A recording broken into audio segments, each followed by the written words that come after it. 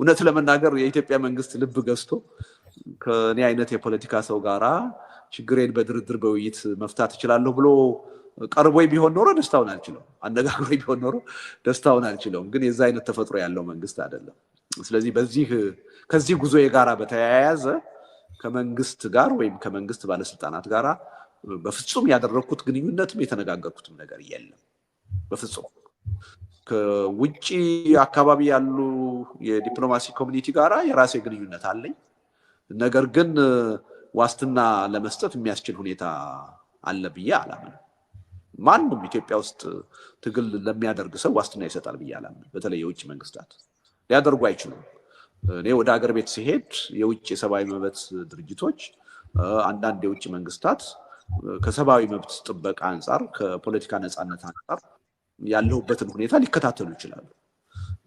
በምንም ተአምር ግን እኔ እዛ ሀገር ሄጄ እንዳልታሰር እንዳልሞት ዋስትና ለመስጠት የሚችሉበት እድል አለ ብዬ እኔም አላምንም፣ እኔም አልጠብቅም። በዚህ ደረጃ ለእኔ ዋስትና ለመስጠትም የሞከረ የውጭ ኃይልም የለም እና በዚህ ደረጃ ግልጽ መሆን ያለበት ጉዳይ አለ። ግን እውነቱን ለመናገር አንዳንድ ሰዎች እንዲህ አይነት ነገር የሚያነሱት በእርግጥም እንደዛ አይነት ሁኔታ ይኖራል ብለው አምነው አይመስለኝም። በየዋህነት እንደዛ የሚያነሱ ሊኖሩ ይችላሉ። አንዳንዶቹ ግን ሆን ብለው ነው። አሁን ይሄ ሁልጊዜ አሉባልታ ማውራት የሚፈልጉ አንዳንድ ሰዎች ወይም የፖለቲካ ኃይሎች ለሁለቱም ነገር ተዘጋጅተዋል።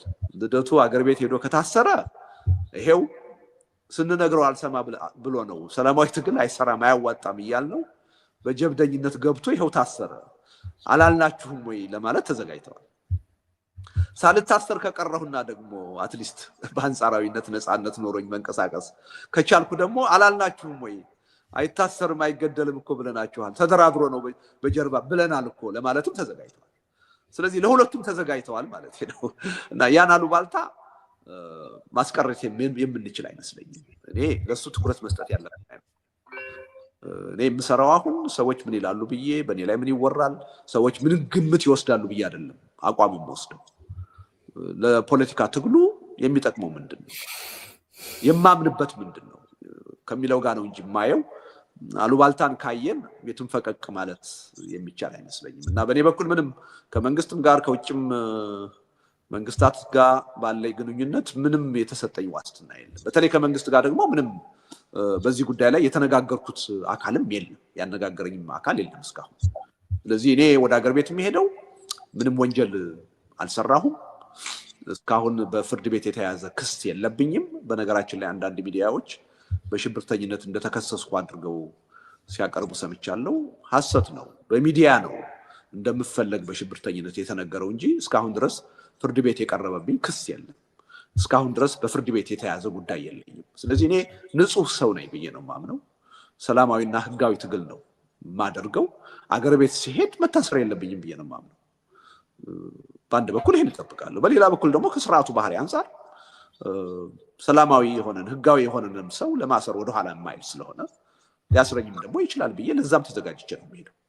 ከመታሰርም በላይ ህይወቴን ጥያቄ ውስጥ የሚያስገባ ሁኔታ ሊፈጠር ይችላል። ኢትዮጵያ ውስጥ አሁን ማንም ዋስትና ያለው አካል የለም። እንኳንስ እንደኔ አይነት የፖለቲካ ሰውና ማንም ተራ ዜጋ ሳይቀር ሰላማዊ የሆነ ተራ ኑሮ የሚኖር ዜጋ ሳይቀር ዋስትና ያለው።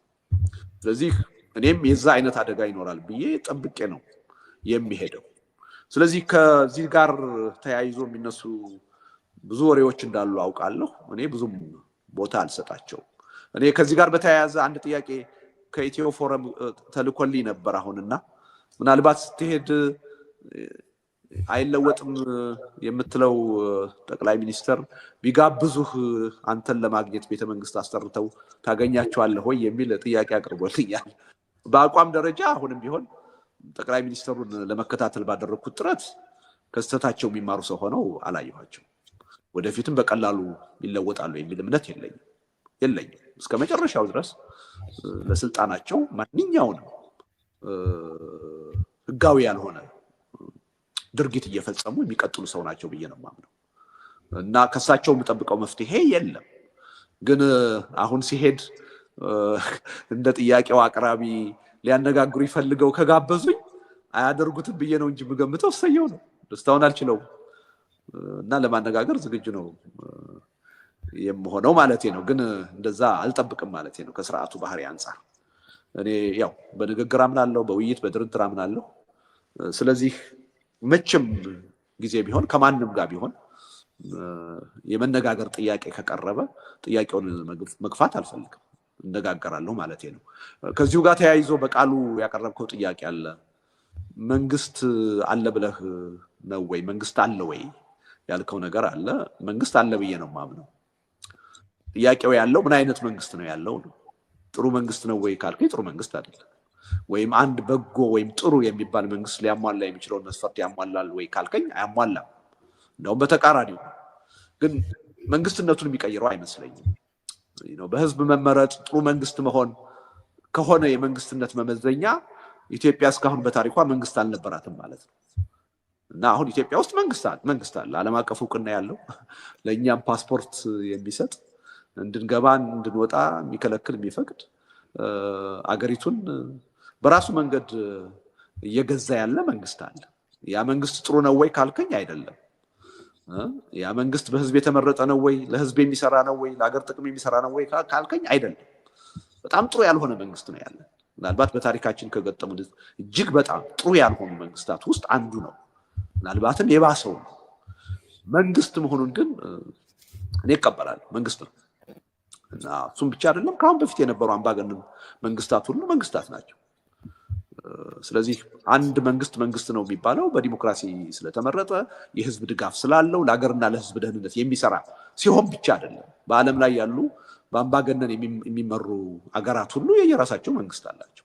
ስለዚህ መንግስት አለ ብዬ ነው የማምነው፣ ግን ጥሩ መንግስት አይደለም የሚል እምነት ነው ያለኝ እና ከሱ ጋር አያይዞ ማየት ጥሩ ይመስለኛል። ከዛ ውጪ በቃሉ ያቀረብከው እኔ ወደ ሀገር ቤት መግባቴ ይሄው ሰላማዊ ሁኔታ እንዲኖር ጥረት እያደረግኩ ነው፣ በሬ ክፍት ነው ለሚለው ሊጠቀምበት ይችላል መንግስት የሚለው ሊጠቀምበት ሊሞክር ይችላል። አይሞክርም ብዬ ልል አልችልም። ግን ዋናው ጥያቄ እኔ ገብቼ ምንድነው የማደርገው ነው። አንዳንድ ፓርቲዎችና የፓርቲ ሰዎች ሲያደርጉት እንዳየነው የህዝብን ትግል ረስቼ ያገዛዙ መጠቀሚያ ራሴን ማደርግ ከሆነ አዎ መጠቀሚያ ልሆን ይችላል። እንደዛ ግን ላደርግ አልችልም። እንደዛ ለመጠቀምም የምመችም ሰው አይደለሁም። ስለዚህ እኔ አገር ቤት ውስጥ ገብቼ ካልታሰርኩና የፖለቲካ ትግሉን የምቀጥልበት እድል ካገኘው በምንም ተአምር መጠቀሚያ ልሆን አልችልም። ለዛ የምንመቸው ራሳችንን ካላስገዛን በስተቀር በስልጣን ጉጉት፣ በኢኮኖሚ ጥቅም ጉጉት የህዝብን ፍላጎት አሳልፈን ለአምባገነኖች ለመስጠት እስካልፈለግን ድረስ አገር ቤት ስለሆን ብቻ የስርዓቱ መጠቀሚያ እንሆናለን ማለት አይደለም። እኔ ለማስመሰልም ብሎ የሰላማዊ ትግሉን በር ከፈት ቢያደርገው መንግስት እሰየው ነው የምለው። እንዳውም እንጠቀምበታለን የሚል እምነት ነው ያለኝ እንጂ ያስመስልበታል ብለን ከትግሉ ወደኋላ ማለት ያለብን አይመስልም። እና ያ በራሳችን የሚወሰን ነው የሚሆነው። እኛ እስካልፈለግን ድረስ እኛ ለዓላማችን ለህዝባችን ጥቅም ታማኝ እስከሆነ ድረስ በፍጹም መንግስት ሊጠቀምብን አይችልም። እኛ ለራሳችን ታማኝ ካልሆን በህዝብ ትግል ስም ለኢኮኖሚ ጥቅም ለስልጣን ብለን የምንሰራ ከሆነ ግን ምንም ጥርጥር የለውም መንግስት አሁን እየተጠቀመባቸው እንዳሉ አንዳንድ ድርጅቶችና ግለሰቦች በእኔም ላይ ለመጠቀም ሊሞክር ይችላል። በነገራችን ላይ መንግስት ይሞክራል ብዬ አላምንም። እኔን በሚመለከት ከዚህ ቀደም ሞክሮ እንደማይሳካ ያየው ይመስለኛል። እኔ እዚህ ቀደም በተደጋጋሚ ገልጫለሁ። ብልጽግና አባልም እንደሆን ተጠይቄ ነበር። ፍላጎቴ ስላልሆነ ነው እና በእኔ ይጠቀማል የሚል እምነት የለኝም። የመንግስት ባህሪ አይፈቅድም። መንግስትን በእኔ ለመጠቀም ቢፈልግ እኔ እድሉን የምሰጠው አይመስለኝም፣ አልሰጠውም። እና በዚህ መልኩ ቢታይ ጥሩ ነው። አይ ቲንክ የዳሰስኳቸው ይመስለኛል። በመጀመሪያው ዙር የቀረቡትን ጥያቄዎች ወደ ሁለተኛው ዙር መሄድ እንችላለን። ሁለተኛ ዙር ላይ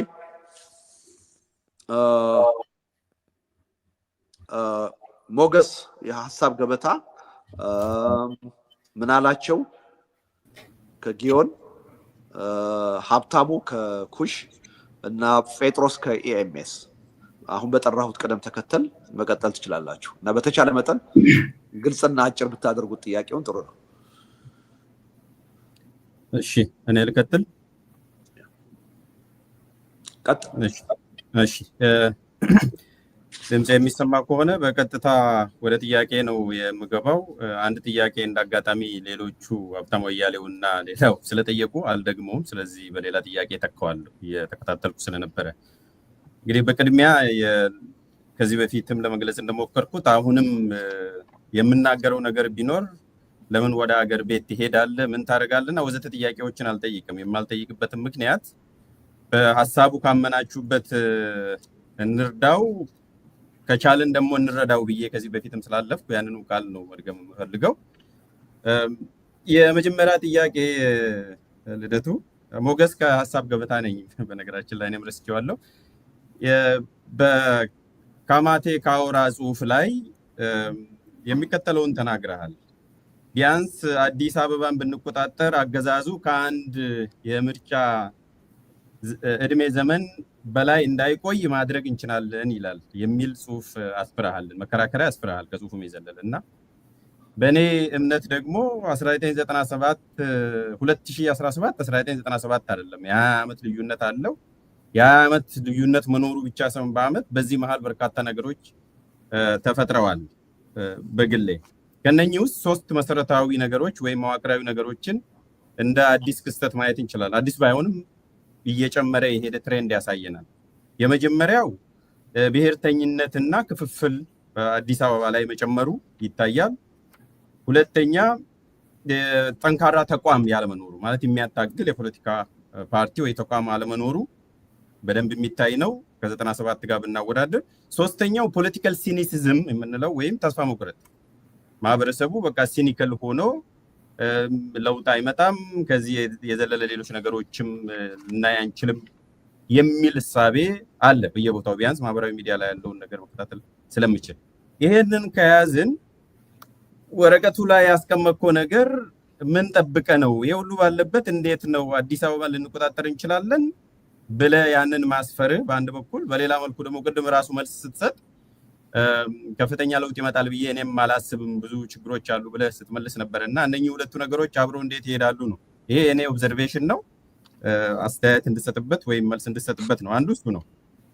ሁለተኛው ከሌሎች የፖለቲካ ኃይሎች የፖለቲካ ፓርቲ ያላልኩትም ብዬ ነው ኃይሎች ጋር በምን መሰረታዊ ወይም ሚኒመም አጀንዳ ላይ ነው ልሰሩ የምትችሉት? አንድ ምሳሌ መውሰድ እንችላለን። ለምሳሌ በሰናሪዮ ደረጃ 3 ኃይሎች አሉ። አንዱ ወይም የተወሰነው ከውስጥ መታገል ይቻላል፣ ለምሳሌ ከብልጽግና ፓርቲ ውስጥ ለውጥ ሊመጣ ይችላል የሚሉ አሉ፣ አቶ ጀዋር መሐመድን ጨምረው። ሌሎች ደግሞ ከሩቅ ሆነው ይህንን አገዛዝ በትጥቅ ትግል ማስወገድ ነው ብቸኛው አማራጭ የሚሉ አሉ። ሶስተኛ ደግሞ መሀል ላይ አንተ አለ፣ በሰላማዊ ትግል ምርጫንም ጨምሮ እንደ ስትራቴጂ ለውጥ ልናመጣ እንችላለን እያልክ ነው። እና እነኚህን 3ቱን እንኳን ኃይሎች ብናይ 3 የተለያየ ስትራቴጂ እና የትግል ዘዴ ነው ያላቸውና በምን ሚኒመም የሆነ ተጨባጭ አጀንዳ ላይ ነው ልትተባበሩ የሚችሉት? ምክንያቱም በወረቀት ላይም ጥሪን ያቀረብከው እንጂ ከዚህ በፊት በእርግጥ በሰላምና ወደ ሽግግር ሂደት መግባትና መሰል ነገሮች ላይ በደፈናው ያስቀመጥኳል በዛኛው ጽሁፍ ላይ። ግን አሁን ባለው ሁኔታ ወደ ሀገር ቤት ስትሄድ በየትኛው አጀንዳ ላይ ነው ከሌሎች ፓርቲዎች ጋር ልትተባበሩ የምትችሉት የሚል ነው። ነገሮች ቢበላሹ ግማሽ ጥያቄ ልታደርገው ትችላለህ። እንግዲህ 2 ተኩል ጥያቄ አይደለም እንዳስተያየት ምን ፕላን ቢ አለ? ምን የተዘጋጀ ፕላን ቢ አለ? ምክንያቱም ከዚህ ስትሄድ ሚዲያ ላይ ኖር ይችላል፣ ነገሮች ሊዘጉ ይችላሉ። ደጋፊዎች ከውጭም ሆነው ስለአንተ ማወቅ የሚፈልጉት ነገር አለ። ለትግሉ እንዲመች ምን ፕላን ቢ አለ? ምን የምትነግረን ወይም የምትነግራቸው ነገሮች አሉ የሚል ነው ልደቱ። በጣም አመሰግናለሁ ለተሰጠኝ እድል።